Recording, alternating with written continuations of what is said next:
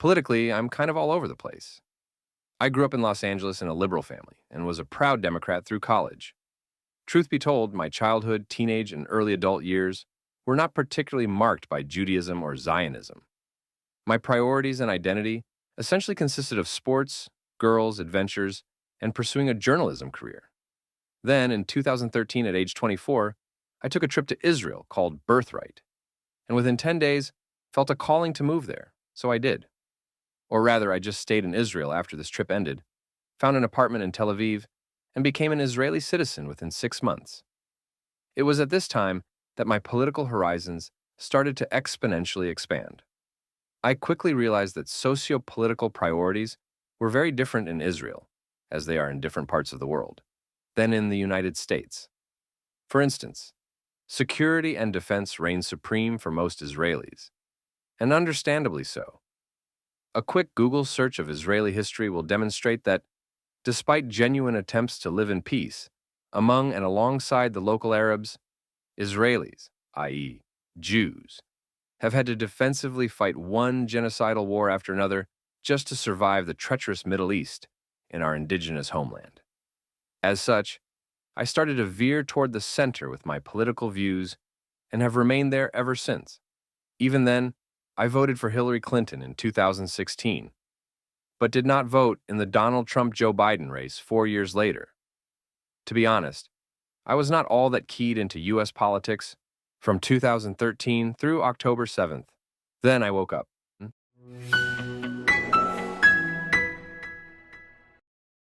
Once upon a time, I was an advocate for liberal causes like Black Lives Matter, LGBTQ plus rights, and moderate aspects of feminism.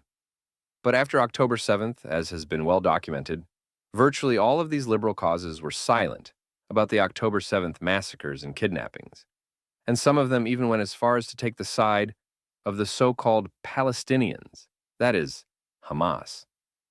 This is when I started to realize that the Democratic Party of 20 years ago and that of today is not remotely the same. Like the Republican Party, the Democrats feature a growing, influential segment of extremists who have been deliberately enabled by the Obama-Biden administration and more recently that of Biden-Harris.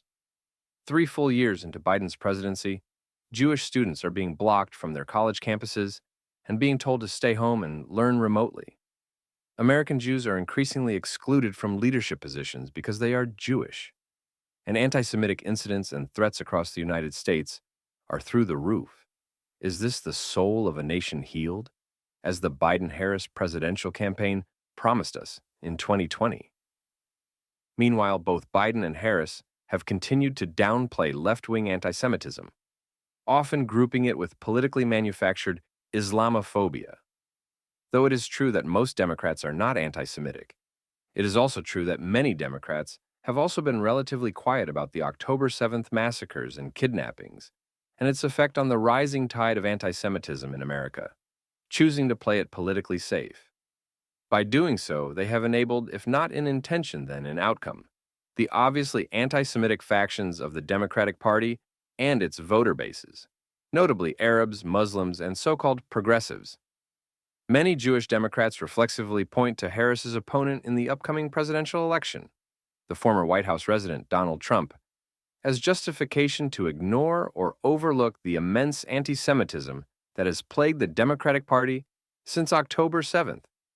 Basically, the thinking is that, regardless of what those in my party do and say, they can do and say no wrong because of the big bad wolf known as Donald J. Trump. I find this to be a pathetic case of identity politics mixed with cold, hard brainwashing. More on the brainwashing part soon. Politicians currently in office ought not to be exempt from criticism or critique because of their competitors. Or, as the famous leftist talk show host Jon Stewart recently said, quote, "The stakes of this election don't make Donald Trump's opponent less subject to scrutiny. It actually makes her more subject to scrutiny." Then there are the "but Harris's husband is Jewish" argument, which some Jewish Democrats love to make. That is true. But do you know what else is true?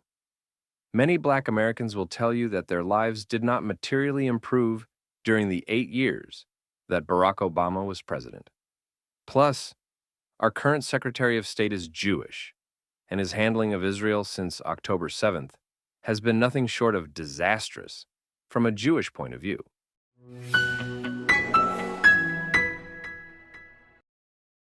We hear a lot from Democrats and so-called progressives about the dire necessity of defending our democracy against the menace of Trump, the American Hitler. Are they serious, though? How can they possibly make that argument when, on their own side of national politics, mobs waving the flags of terrorist organizations are assaulting and harassing Jews on the streets of our cities and on the campuses of our universities, and unapologetically calling for genocide from the river to the sea?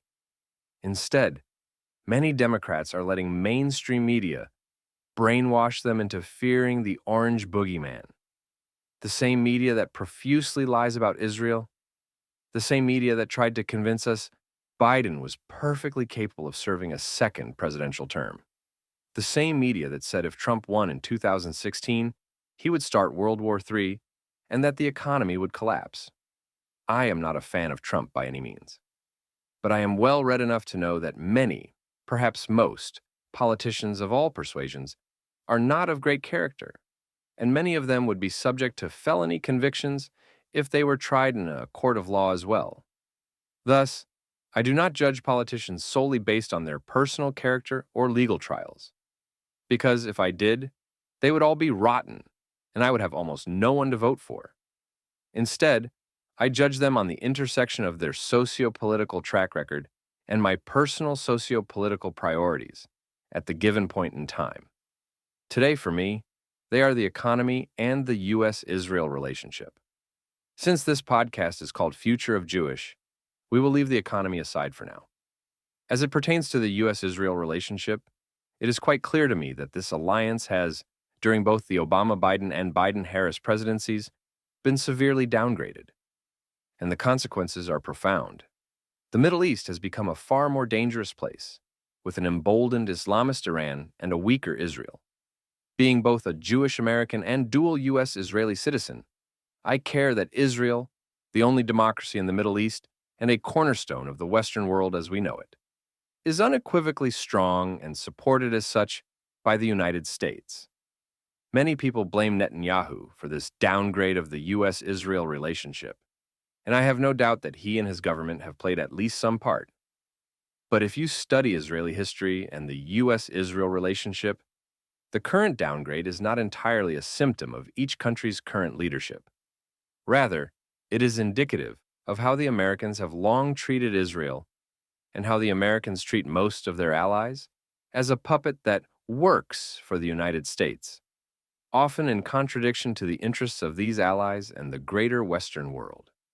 Thus, Netanyahu is nothing but a convenient scapegoat for people who want to excuse the Democrats' horrendous foreign policies regarding Israel and the Middle East, which have put the Jewish state in danger, and thus Jews across the world in danger. My belief is that the Jewish diaspora is only as strong and safe as is the Jewish state.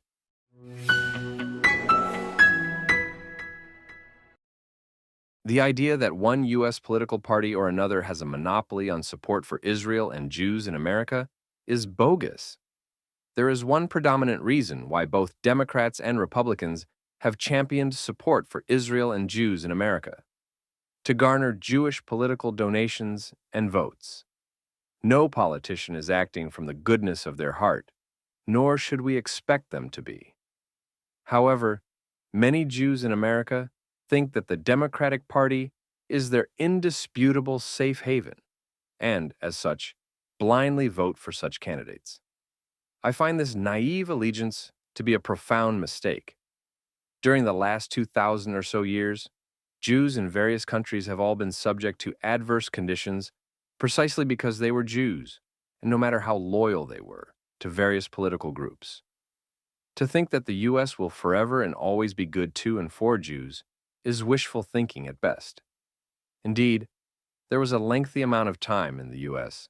when Jews were not treated so well throughout the 1700s, 1800s, and early 1900s. Historically, anti-Jewish policies and practices emanated from right-wing groups. Today, they are largely coming from the left, Again, many leftists are not anti-Semites, but they are also not shutting down left-wing anti-Semitism. Silence and whispers are complicity and ultimately enable left-wing anti-Semites, no matter how many or few they are in numbers. Unsurprisingly, right-wing politicians have noticed these anti-Jewish trends and are trying to seize upon them to court political donations and votes from Jews. Just as it is naive to think that left-wing anti-Semitism is insignificant and just as pernicious as its right-wing variants, it would be foolish to think that right-wing politicians are acting from the goodness of their heart as they increasingly emphasize support for Israel and Jews in America. All politicians across the board are making socio-political calculations through and through. As such, I believe it is imperative on us Jewish Americans to make socio-political calculations of our own.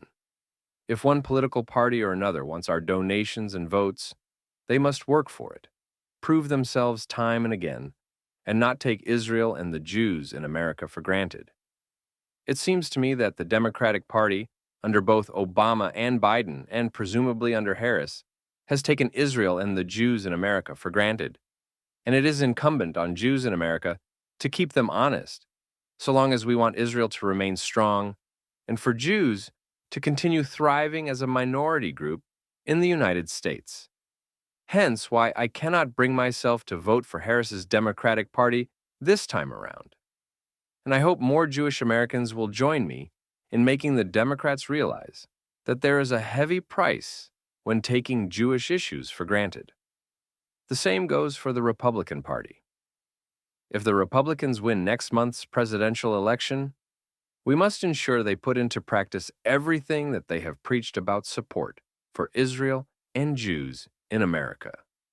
Otherwise, I will have no problem hearing what the Democrats have in store for us and giving my vote to them if I feel it is more conducive to a better future for the U.S. Israel relationship and Jews in America.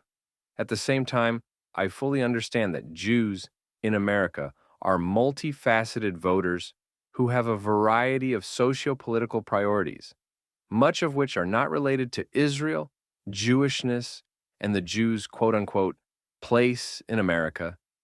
As such, I fully respect how each Jew in America votes, or does not vote, according to what they feel is most important to them, no judgment or strings attached.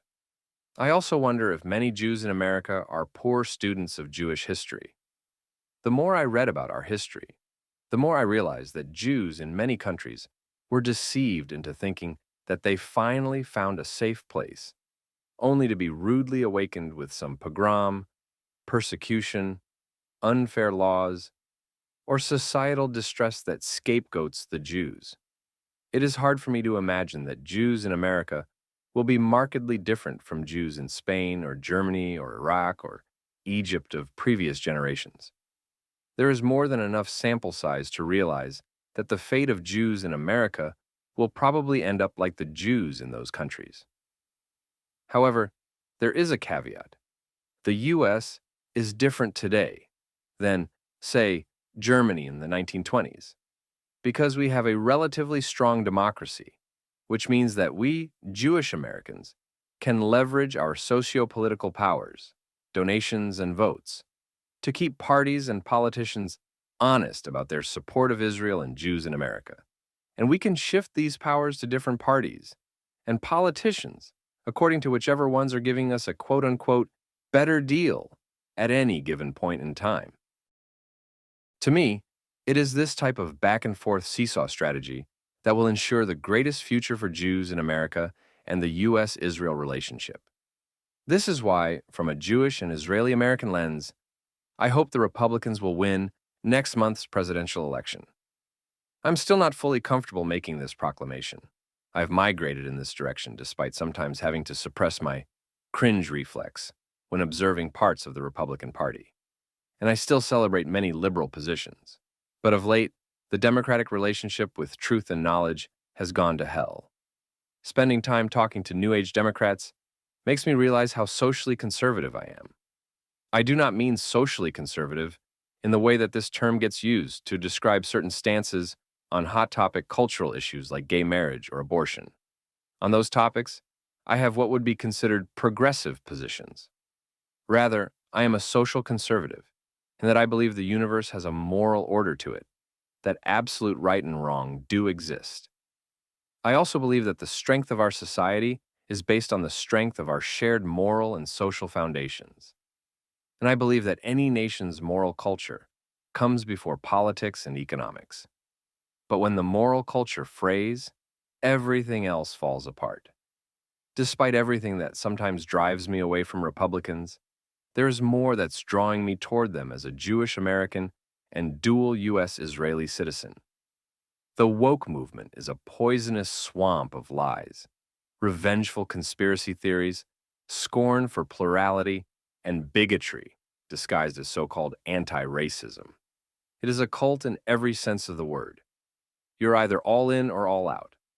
I am all out. But the Democratic Party has been trying to have it both ways. One foot in the door and one foot out. I want no part of that. Second, I have come to appreciate the Republicans' long-standing traditions of family values, limited government, national defense, law and order, and immigration control. Another set of qualities now drawing me toward the Republicans: patriotism and regular Americanness. This one has surprised me. Until recently, these qualities have been more associated with flag-waving, unhinged nationalists than with cosmopolitan members of liberal aristocracy. All of this leaves me on the periphery of Team Republican, precisely on the edge of the inside, which is where it seems the healthiest and most productive parts of American politics now live.